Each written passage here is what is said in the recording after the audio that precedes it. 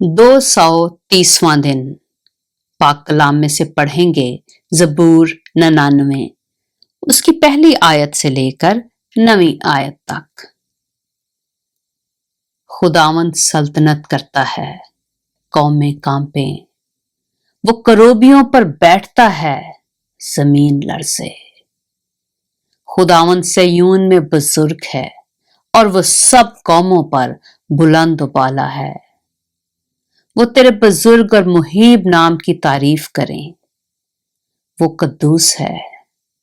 بادشاہ کی قوت انصاف پسند ہے، تو راستی کو قائم کرتا ہے، تو ہی نے عدل اور صداقت کو یعقوب میں رائج کیا۔ تم خداوند ہمارے خدا کی تمجید کرو اور اس کی پاؤں کی چوکی پر سجدہ کرو، وہ قدوس ہے۔ اس کے کاہنوں میں سے موسیٰ اور ہارون نے اور اس کا نام لینے والوں میں سے سیموئیل نے خداوند سے دعا کی اور اس نے ان کو جواب دیا۔ اس نے بادل کے ستون میں سے ان سے کلام کیا۔